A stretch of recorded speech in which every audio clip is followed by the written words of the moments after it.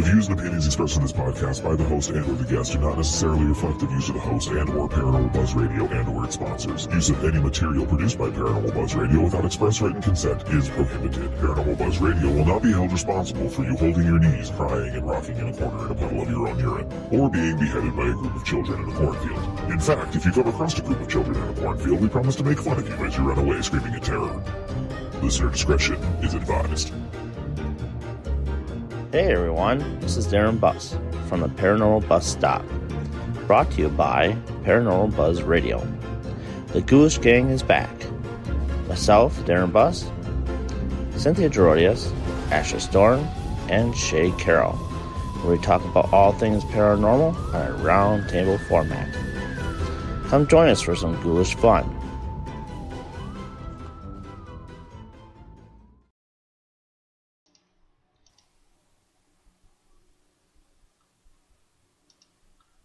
Good evening, everybody. Here is Mr. Darren Bus. Hey everybody, and happy Monday. Or should I say, glad it's frickin' over.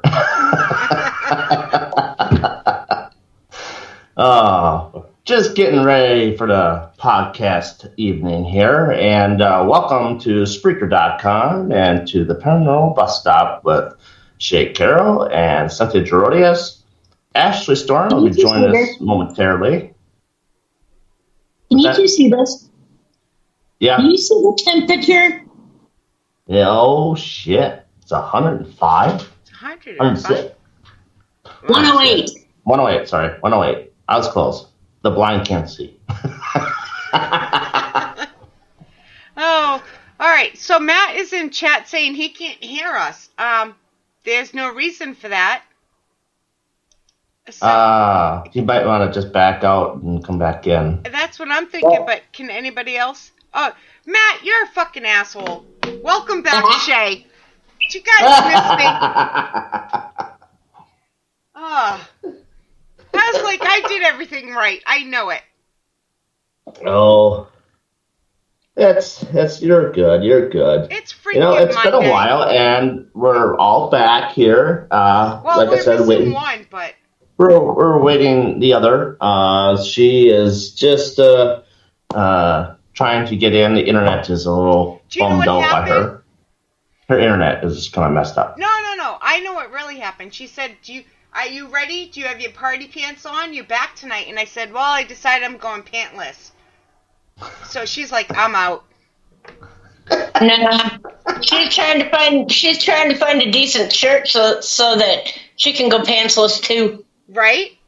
All right. So Ashley said she is on. What it sounds like. Oh, tell her try again because I see it, but I can't see it. Okay. Ashley, you're supposed to try again. Skype updated again.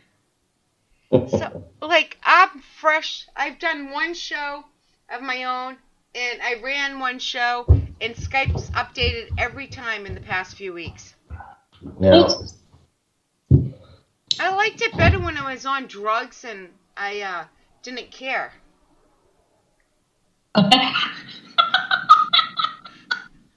That sounds so good. I know, that's what I always say. If people hear it out of context.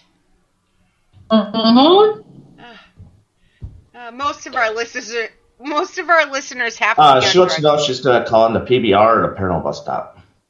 PBR.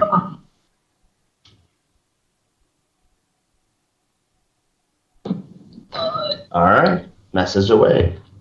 We'll get going momentarily, but before we get going, tonight's subject is about shamans. So get your questions ready, have your ears open, and, Oh, here we go. those kind of things in between. Everything. Put everything in. Oh, yes. Oh, here we go. Oh, there she... Oh, look how excited... Be more excited to see me, girl. Wow. Oh, my God, we're crazy. Why do we have listeners? I'm just wondering. Well, it's really like Matt and your mom, so, I mean, that makes sense. Ow. No. Welcome to the show, Ashley. Hello. Wow. She's like, I wish people could have seen that, the way she came on. Right? Oh, hands buried in the face and just like, oh, do I want to be here? Of course you do, girl. Do I That's why you're really? here. This is the only thing I want to be doing today. Oh, Same. right? It's Monday. This is our highlight. I'm glad I have a great influence for people to be on today. I took a second to pay for the bills at the asylum and the property taxes and everything. I took a second job, so now I work 7 days a week. Eat. Ooh, not fun. Not fun. Oh, Ash. And have a baby. Or, not so baby, but baby. Even worse, I have a toddler. Hey, Right? hey. There's no yawning during podcasting shows. Only ours. Damn well, please, Darren. Go start. We're not even live. I have to because I do this all the time. Your pants off, Cynthia? Does it look like it? Kind of. No. Oh, God, I've missed you guys. What's it been, 6 months? At least. That, yeah. About that, yeah, I'd say. And the craziest is just going to get crazy from here on out. It is. It really is. If I disappear, everybody knows why. I'm not used to sitting in this chair for podcast yet. I'm working my way up to it. But I know nothing about shamans, so it's good. It's all good. Yes. So, first. This is going to be listening to Cynthia's show.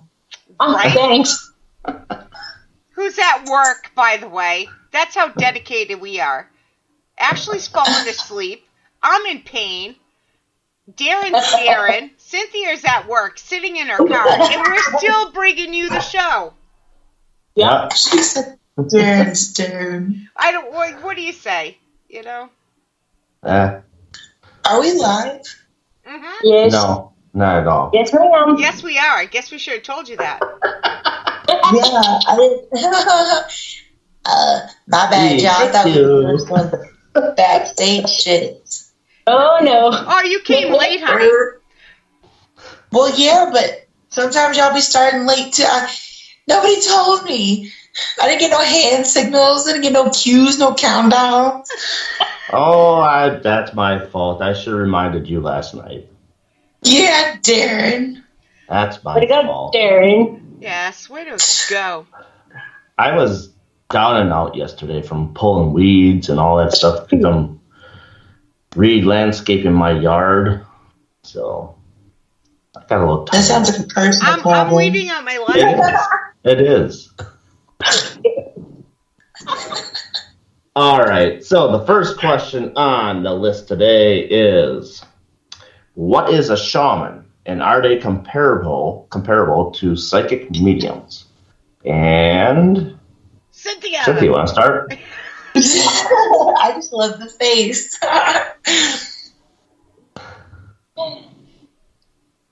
What is a shaman? Well, technically, if you're going into that, a shaman would be someone, an elder of a native tribe. Uh-oh. I haven't got a free. To be Native American, it can be There we go. any tribe. They're normally an elder. They're normally someone who the tribe considers gifted. And gifted to them can mean anything from schizophrenia to whatever. But they are gifted with either sight or healing or, something like that.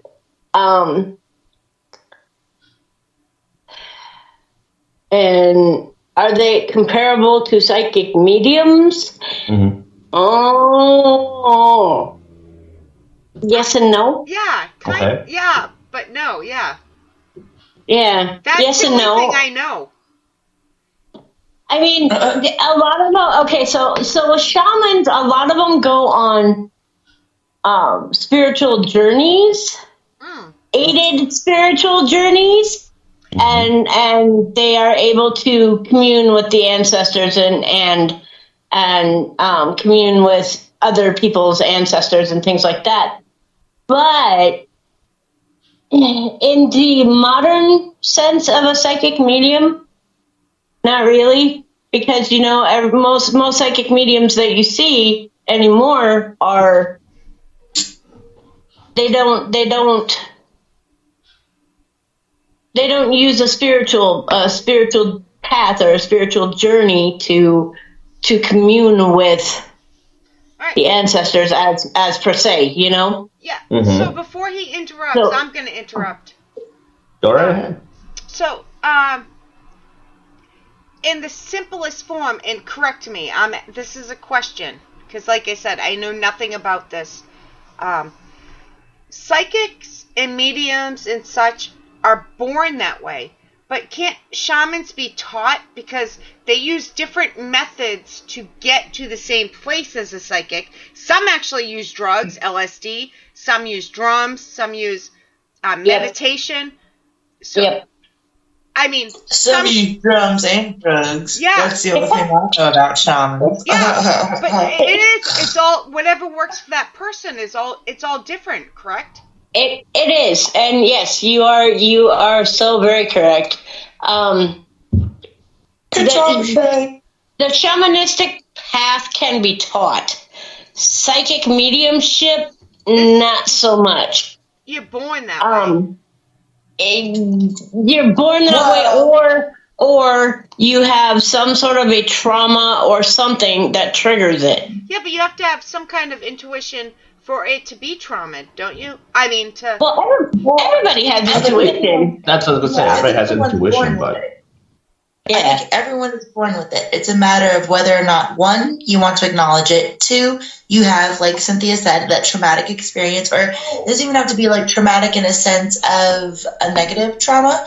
It could be something overwhelmingly positive, like just something that kind of like shakes that energy loose inside of you, or breaks down that wall that because a lot of kids are taught, no, that's fake, that's fantasy, get rid of it, and to people please and to move on.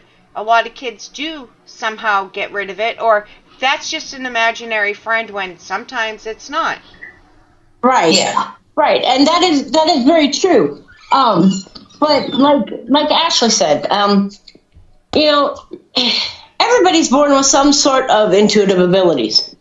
It's just whether you choose to tap into them or not, and whether you choose to get over the stigma that society has provided for that. But if you grew up in, let's say, a Roman Catholic household, like some of us were, and you have abilities, they're kind of verbally knocked out of you, if not physically.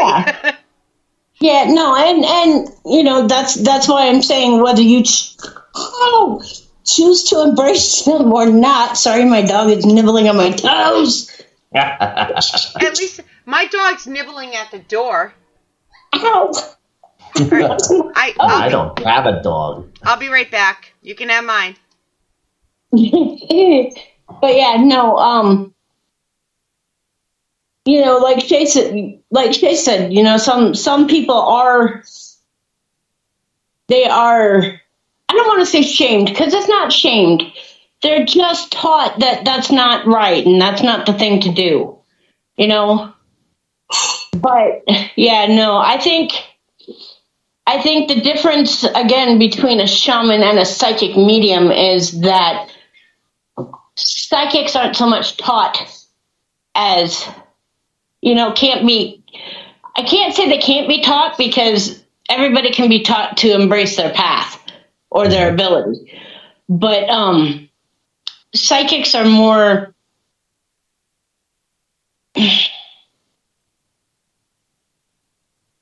trying to think of the right word I want. Psychics are more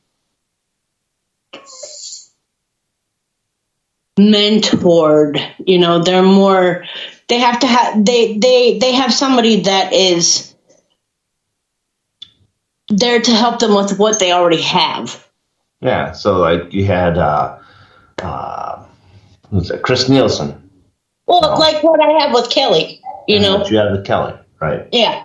And Chris, and how Chris learned from Coyote Chris Sutton. Right. Yep. That's what I was trying to spit out. I couldn't spit it out quite. Like. Yep. I think Ashley needs a drink, like a shot.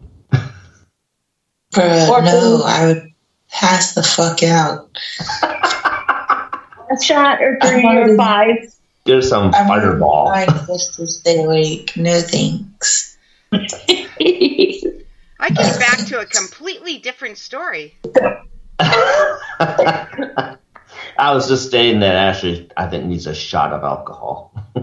She needs a shot of Shay. That's why she's here. Yep, that's it. And I have to say, I wish you all could see this because all I could see is her eyes right? and top of her head. Me? Yeah, you. Thank God I for can our see. pants. I can see you just fine, baby doll. I thought we weren't wearing any. I ran out of time. I didn't have time to take them off. Go ahead. Literally, no one can see you except for us. Just turn your camera off right quick. No pants. Yeah, you guys No can't. pants You Sunday. guys can't put dollar bills in my undies and shit. So, here goes Cynthia. She's home. Yep, she's home. There we go. All right. Darren's like, I lost control again.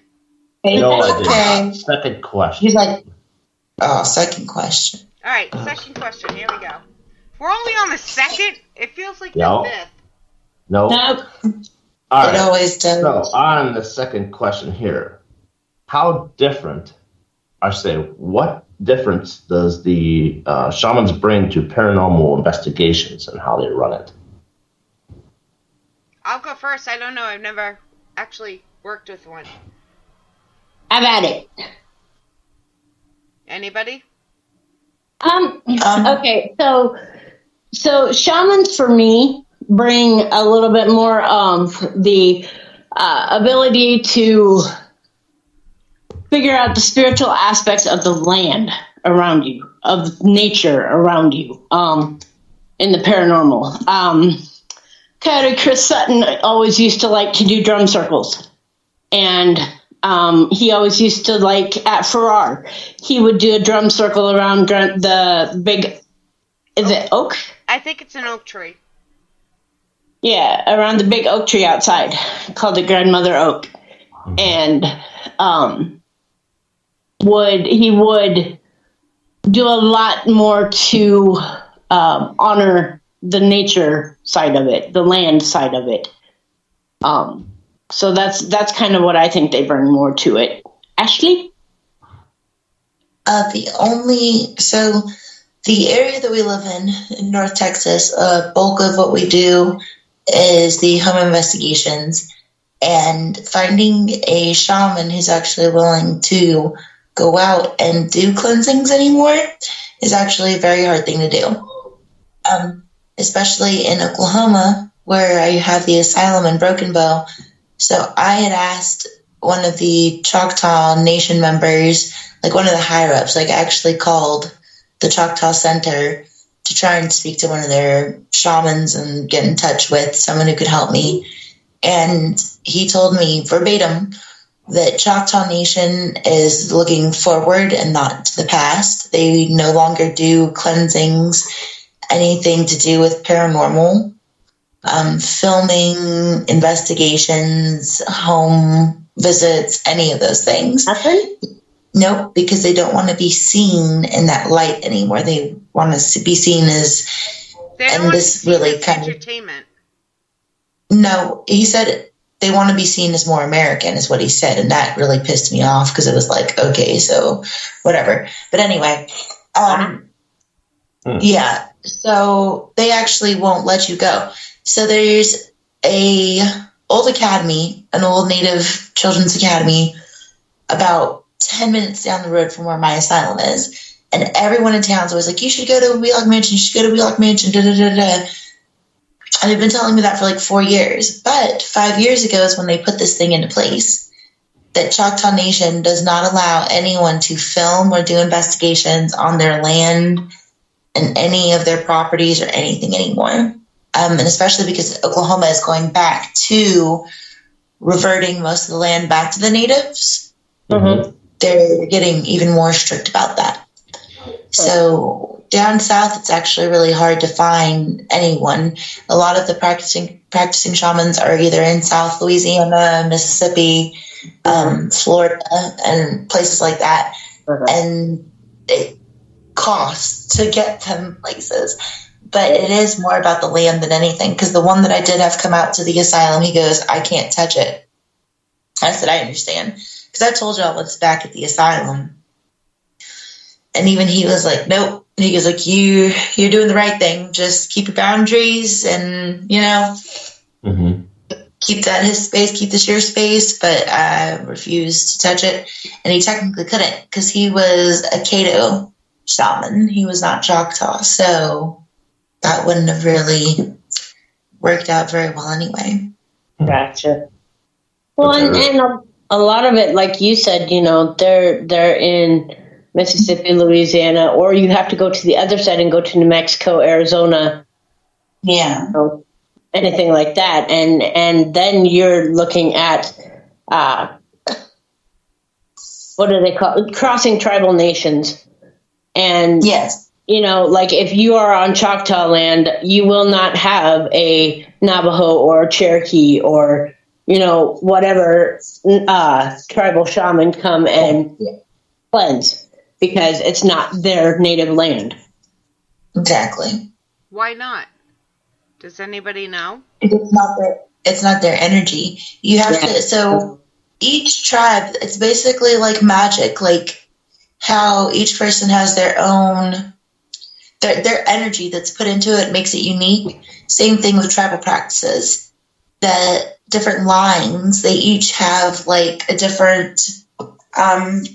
Just small, very small, tiny differences in the way that they practice. They all basically practice the same thing, but the rituals or sometimes the deities that they focus on are just a little bit different. Yep. But when it comes down to it, it's all basically the same thing. Okay. And honestly, I should have really added this question in here is how many different tribal shamans can there be? Is it just like can it be so many, like up to like 10 plus, or is it just a whole wide range? Thousands of tribal nations. Okay. How many? So kind of go by regions in a way. How many shamans per tribe, right? Yeah, kind of like how many shamans per tribe, and does it go by region? Like I know you're talking about Texas and the South and all that stuff. Now, I have not really researched any shamans up in Wisconsin here, so maybe that's something I should do in the future is try and find some shamans in Wisconsin. But like I said, by territory, region, stuff like that. That's a fun tongue twister. Shamans in Wisconsin. Mm-hmm. Shamans in Wisconsin. It's going to be my new warm-up. Shamans in Wisconsin. I'm glad it came out clear as it did. Clearer than I could say it. We should get a our show tongue-tied. comedy. Right? Comedy with a little bit of info.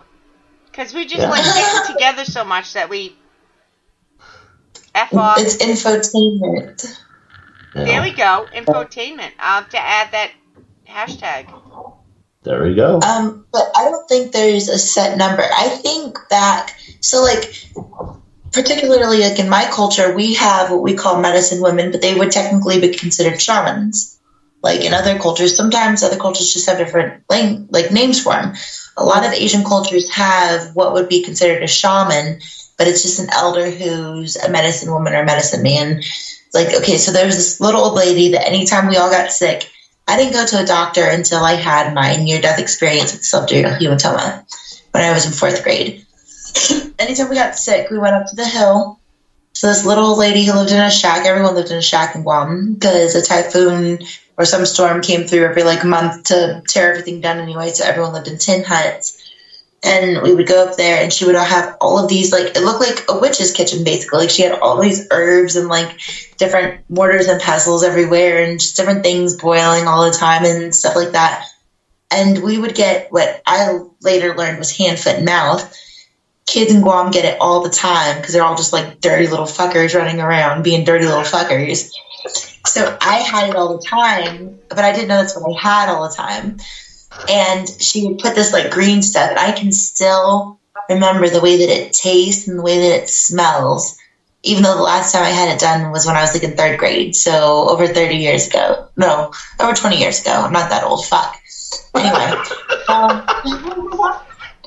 I really had to think about that. I was like, I gave myself like an extra 10 years. Damn, son. Anyway, but like she healed us. And so like when people get pitched by tatamonas and things like that, when you get cursed by something on our island, you go to that same medicine woman who treats your physical ailments for your spiritual ailments. And I think that that's very interesting that I do too.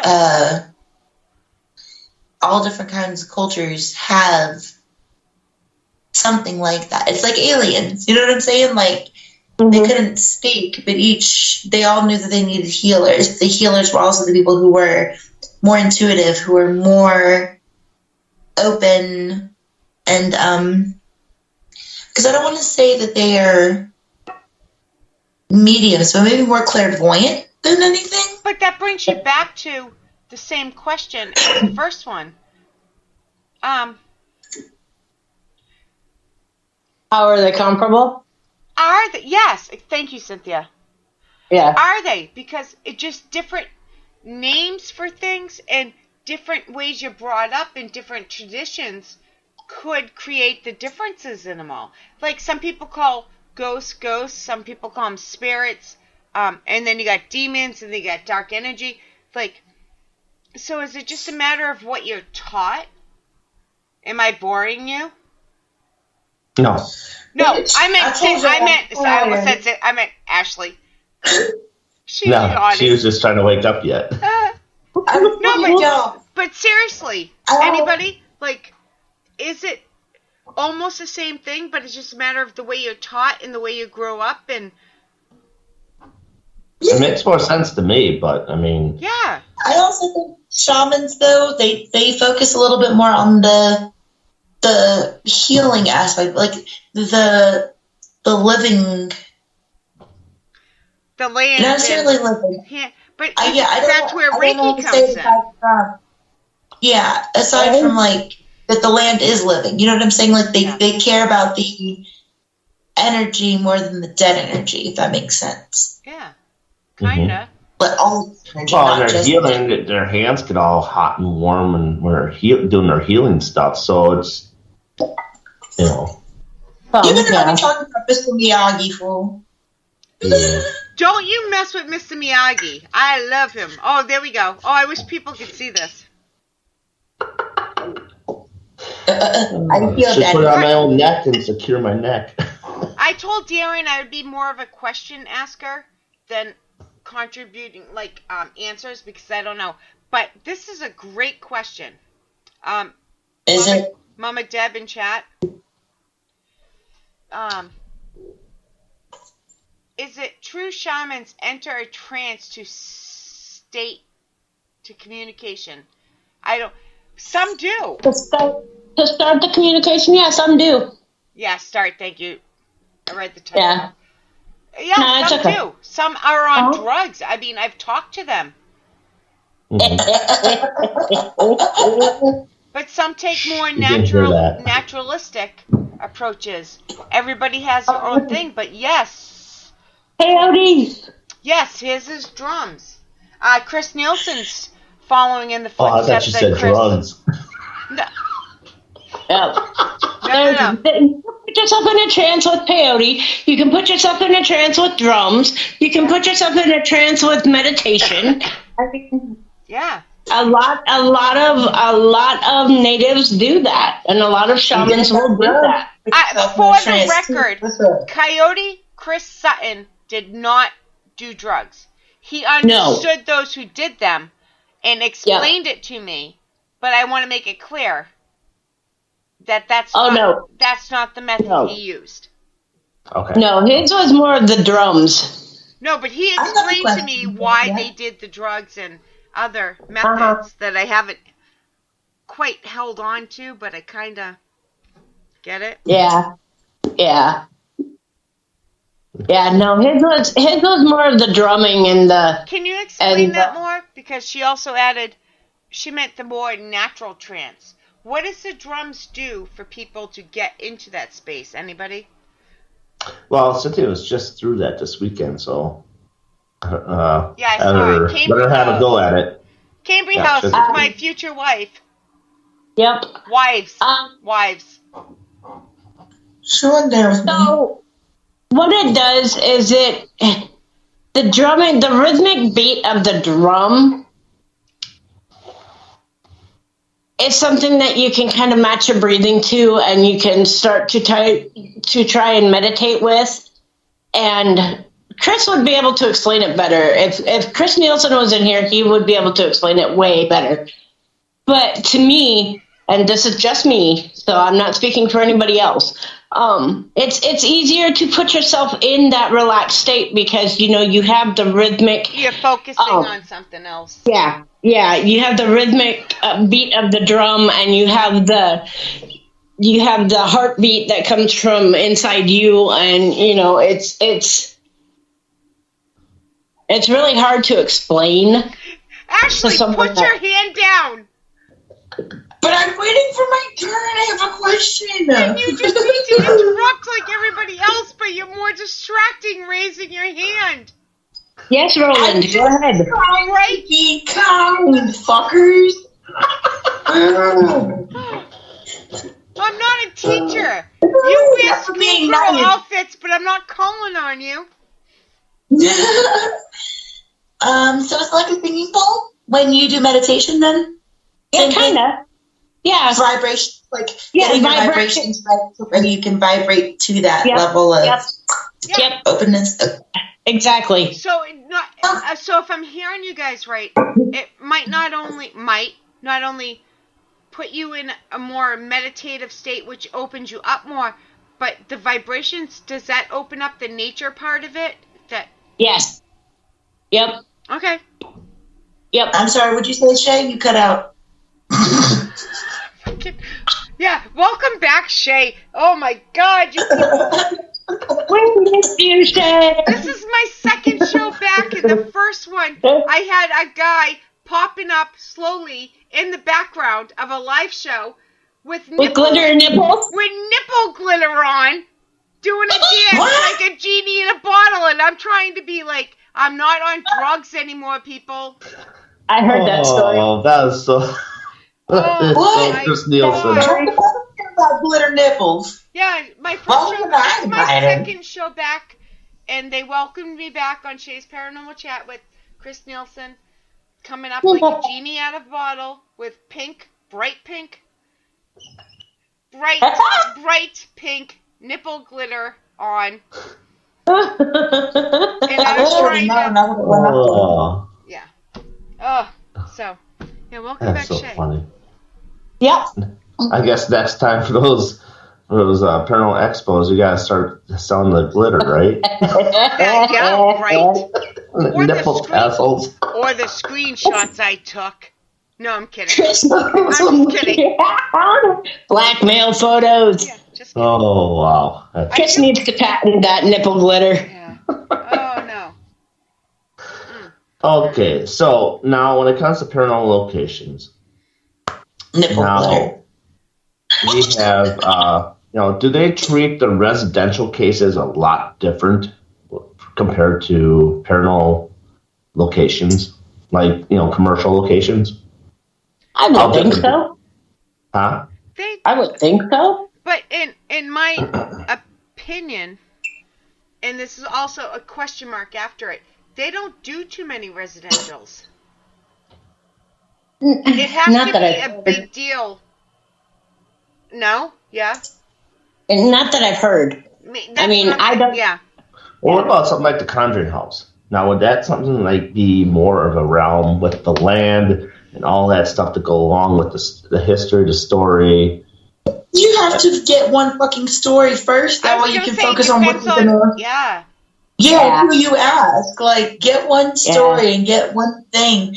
Like, it's insane what it's become at this juncture that it's just like, it's a playground. It's a free-for-all for anyone to go in there and be like, oh, I also encountered this, that, and the third. And I truly think at this point they're making their own shit there. Like, Conjuring it? Yes, absolutely. I don't ever believe that it was actually demonic. I don't believe that it was ever actually demonic. Yeah. I think it had to do something with the land. More than anything, I think it's something on that land.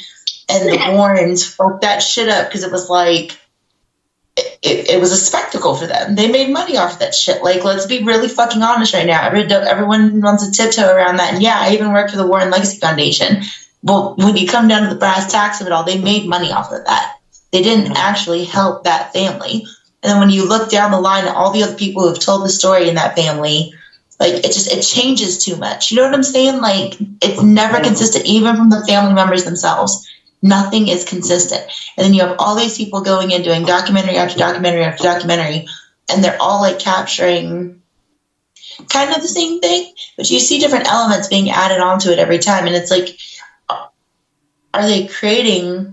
I truly believe they're creating something by going in with that mindset of we're going to capture something demonic and evil. What is that word? It's a tulpa.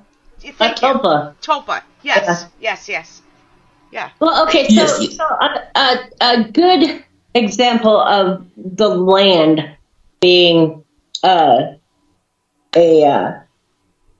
big factor would probably be the Hinsdale house. Yes.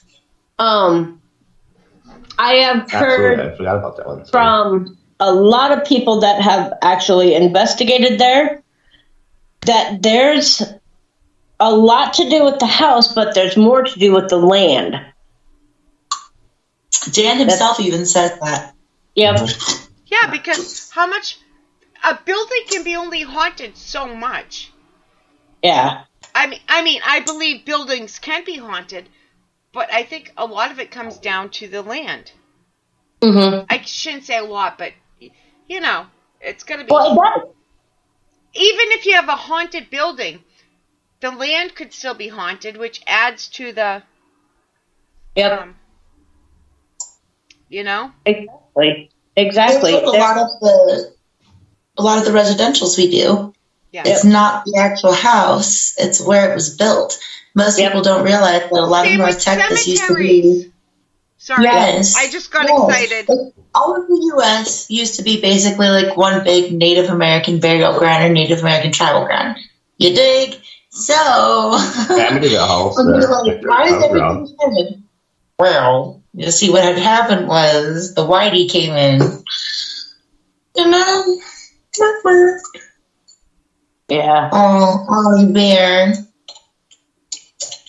Hearing howling in the background. Who? My Ollie Bear.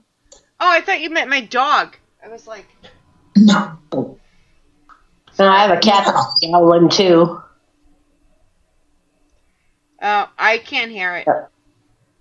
I was focusing on... I was sending all three of you a text message, but...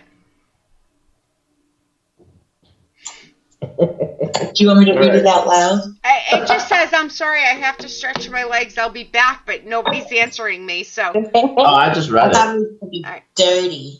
Yeah, I can't... I'm doing much better, but I can't sit this long, so I will be back. All right, well, we'll move on to the next question here. Now, we're going to go from paranormal locations to cold cases. Now, has there been a shaman part of any cold cases that can really help the police out with their stuff or anything like that? Ashley, you want to start? I don't know. Exactly. That's where I'm at. I don't know. You can send the questions this time until like 5 minutes before the show. Usually I have time to look things up and study. You sent it like 5 minutes before the show this time. I don't know. Probably. I'm late today. Well, usually if I send it way early, it might just get lost in the mix. So that's why I was like waiting till last minute. I don't know.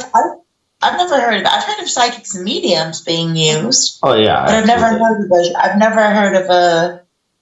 That's not true. But I don't necessarily know if it's not considered the same thing. But it was a native with skills. It was a tracker that they brought in, which is kind of like in the totem pole of the societies. Like, you know, there's the healer, the tracker, hunter, you know what I'm saying? So he had just kind of like the same standing as a shaman, and they've had trackers help, but I've never heard of a shaman helping.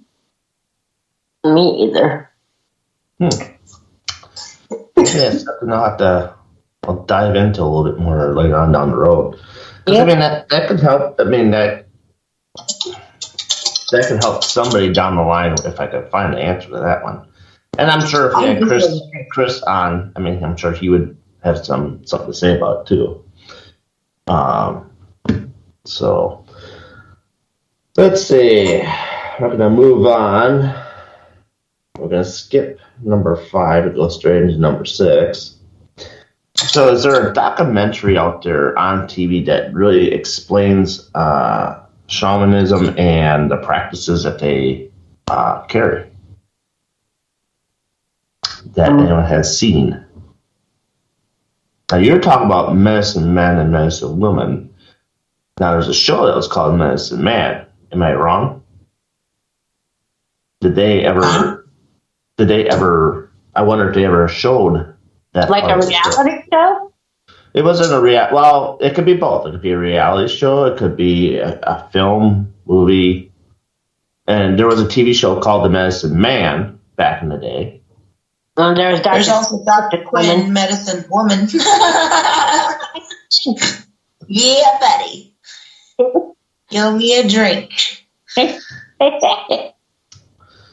I mean, the only one that I've ever watched, and I think it was on Gaia, I do believe, that streaming service Gaia. They have a lot of good documentaries on there. There's some weird shit too, but there's a lot of good stuff. It's called Toltec shamanism, I think. And it was Paul de Gries or something like that. He's a French dude, which is very interesting to hear a French man. But it just kind of shows that, you know, you don't have to be native to be one with the land in the way that a shaman needs to. You know what I'm saying? Like it kind of opens your eyes up. It's not whitewashed either. You know what I'm saying? It's not just like a white dude preaching about shamanism. There's a lot of actual like native facts and culture behind it, but it's interesting to see someone else take that journey. You know what I'm saying? Someone who's not native, that it's not like you're calling your natural being to participate in something like that, I guess. Are you okay over there, Bob? That's my dog. Oh. There's also there's this one, and it's not necessarily really about like just shamanism. It's really more about the psychedelic effects. It's called Shamans of the Amazon, and it talks about how they use DMT, ayahuasca, and all the other psychedelics and psychotropics to reach that altered state of a higher being and like tap into that self, and how they actually like get certified, because people are certified to basically like dose full ass classes of people with like ayahuasca and DMT and shit. Depending on where you are in South America and Europe, you can actually go to like retreats that are legal to go ahead and do that. Yep.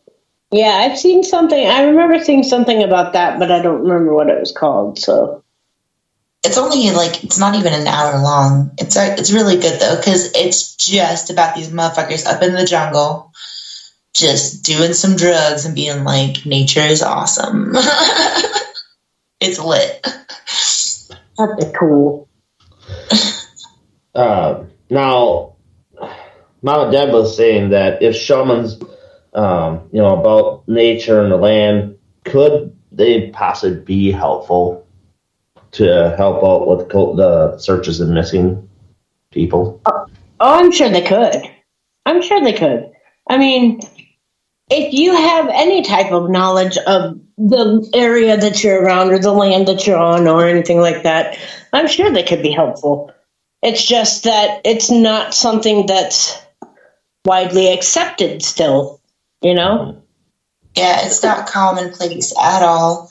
And in the areas that it is like commonplace, there's a very big separation between tribal communities and the open communities around them. There's a huge separation. So, like, if there was someone on the reservation that would have gone missing, absolutely. Would a shaman be like there probably within, the first day or so? But having outsiders use those resources, it's very looked down upon. Which you can't really blame them. Keep what you can, Yeah.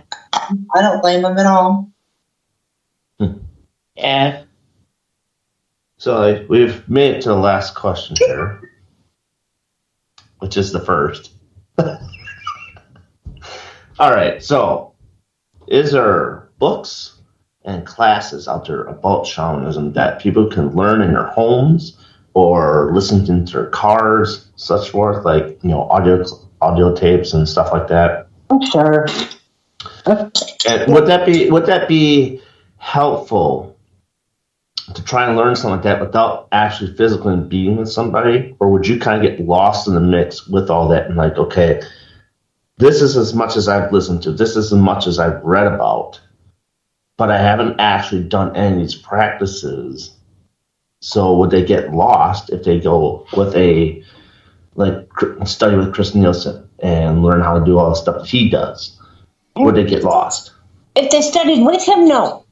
I mean, for me, as an eclectic witch, I like to learn about everything. Everything. So I've read books on voodoo. I've read books on Santeria. I've read books on, I've read things on shamans and the shamanic path.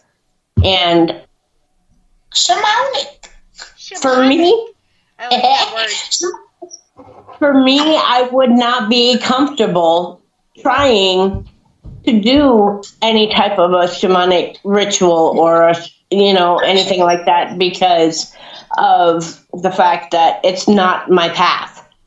You mean alone? Yeah. Okay. Yeah, alone. Yeah. But trying it by myself. Yeah, no, because I don't think that I am fully educated enough on the whole thing to be able to do something alone. But if I had somebody like Chris around me, like when he does his drum circles and stuff, oh, heck yeah. I would be willing to participate. I would be willing to learn. I would be willing to do a lot. But again, I don't think. Go ahead, Ashley. Yeah, go ahead, Ashley. Well, what I was going to say, but again, that's because there's traditions, there's ways of doing things there, that I am not familiar with. That would be why I would not venture out into it by myself. Yeah, I get that. You think there's a dark side of shamanism that you can end up leading yourself down that path if you... Isn't there a dark side to everything in life? Yes. Everything. 1,000% everything? There is no balance of light without dark. Yeah. And that's something that I haven't really heard too much of.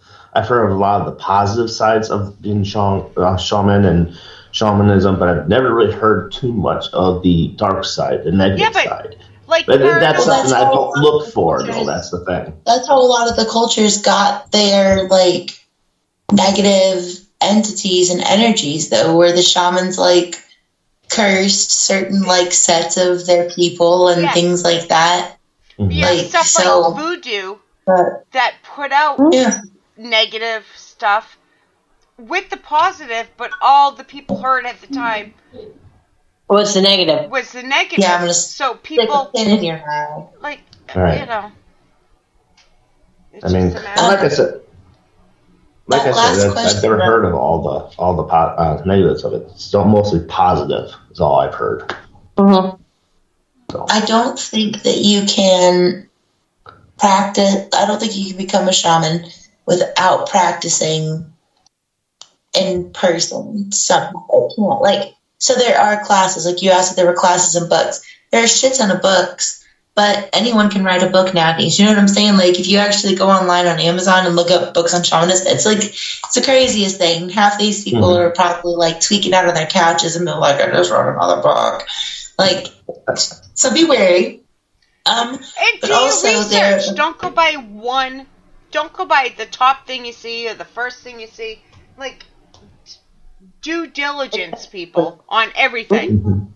Research is everything. Yeah. But there are like online classes, and I truly don't believe that shamanism is something, especially because of what it comes down to, is that oneness with the universe, with nature in itself, with every single particle of energy around you in the universe working together. I don't think you can do that just all online. You know what I'm saying? Like that's something that you can't, like being a psychic or a medium and things like that, that's something that you do remotely basically most of the time anyway, you know what I'm saying? Where it's not a very hands-on practice. Shamanism is most definitely feeling the earth beneath your feet, getting the lay of the land around you and sensing every vibration and every single tree, rock, piece of grass. You know what I'm saying? Like it's a very hands-on thing. I do not believe that you can become a shaman in the proper way just by being like, oh, I took an online class for $400. Like it's like demonology. Oh, I took a class. I read it. Oh, now I'm a demonologist. Oh, well, congratulations, you butt fuck. I have read several demonology books. Thank you very much, and I'm an expert by now, right? Oh yeah. I've seen those books. Those are thick-ass books. Oh, I believe it, but she does not go online saying, I'm a demonologist. No. My muscles. It's just like there's Dual demonology has one. Academies and quote-unquote universities for things like witchcraft and Wicca and things like that. Yeah. Yes, you can learn, but it's not the same. But yeah, it's not the same as having someone show you. You can watch every TV. Let's break it down to paranormal investigating. You can watch every TV show that's out there, and you can read every book out there. That doesn't make you a paranormal investigator. That doesn't make you. You have to be in the field, and you have to learn things. And my mother and I figured out it's been 8 years for me. And I learn something new every time I go. Mm-hmm. So it's all about learning. It'll never stop learning because the field is always you know evolving. And you stop learning, that's when there's an issue. Yep, absolutely. So. Well, we are getting close to the top of the hour, folks. And so we'll start with Ashley. What do you got coming up next? And, take it away. She doesn't know. What the hell was that? Was that Ashley? I was going to say. Uh-huh. Maybe she's frozen. Oh, no, okay. No, that's an Ashley. That's an Ashley. So, I'm pretty much booked for the rest of this year at the asylum. Weekdays are pretty open, but most weekends, I only have 2 weekends left in October for this year. I'm already booking out dates in 2023.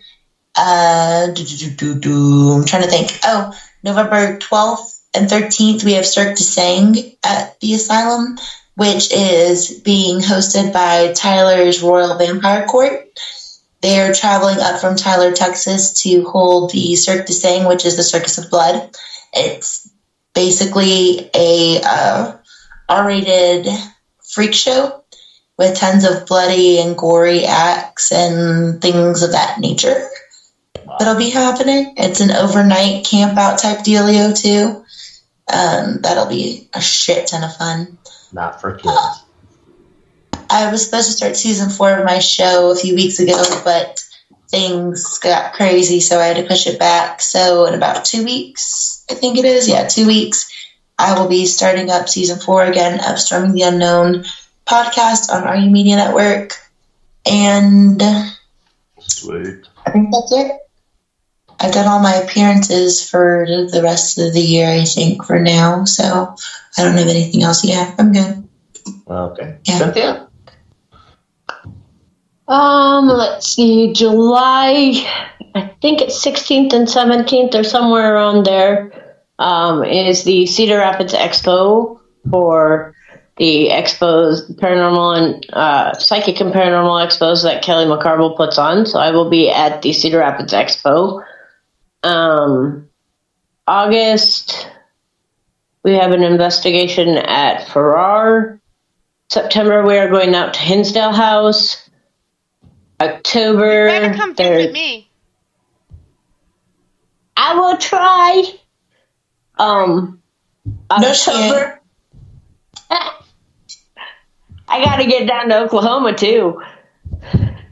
Y'all all gotta get your asses down to Oklahoma. I think it's October right. 23rd will be Bango, of course, the 3rd annual Memorial Night for Roland, and then another weekend in October, sometime I forget which, will be Malvern, and then we'll probably end the season with the Quad Cities Expo in November. All right. Shay? Oh, well, I'm just starting back up here. Season 5. Season 5 of Shay's Paranormal Chat is going to start in August. Kelly and I will be doing things here and there over the summer, which I'm very excited about. Okay, good night, guys. Have a good one.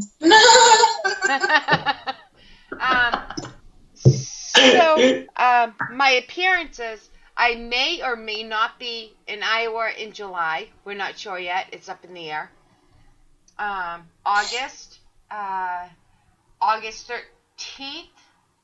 I'll be at Wilson Castle, helping out there again. I love that place. And you better tell me if you come to Iowa. Oh, How I big will. is Wilson? Wilson Castle is amazing. Oh my god. I just put out a new video on Shay's Paranormal Chat page. Check it out. It's 5 minutes long. This part 2 is like 55 minutes long, but the first part is 5 minutes long. You'll hear my mother fall. It's great. It's awesome. I laugh every time I hear her fall. Come on, Deb. Come on, man. It's kind of funny. And then in October, I'll be at Parafest. So that's my schedule. Exploring the Unknown is still here and there. We're about to release Exploring the Unknown. You got to check out because Rebecca and I are going to be talking about our personal bad dates. Oh, boy. I'm still waiting on that one. In detail. So that one you guys have to listen to. Alcohol permitted. Yeah. I think I was sober and she was drinking when she agreed to it. That's the difference for once. Yeah, so that's the deal. But and then after October I'm not really sure, but that's where I'll be, and you can find me everywhere. Usually hashtag Shay or Shay's Paranormal Chat, everywhere. Awesome. Mr. Darren, where can people find you and what do you got lined up? All right. So you guys can find me here on the Paranormal Buzz Radio for the Paranormal Buzz Stop every third Monday of the month.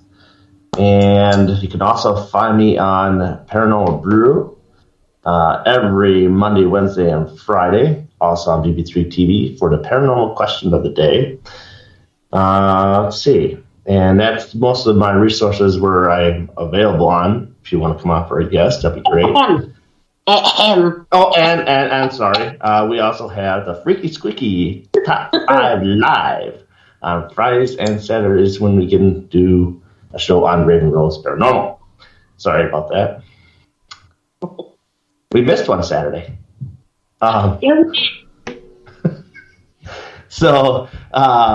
Anyway, so there'll be some more Freaky Squeakies coming up soon. Oh, yes.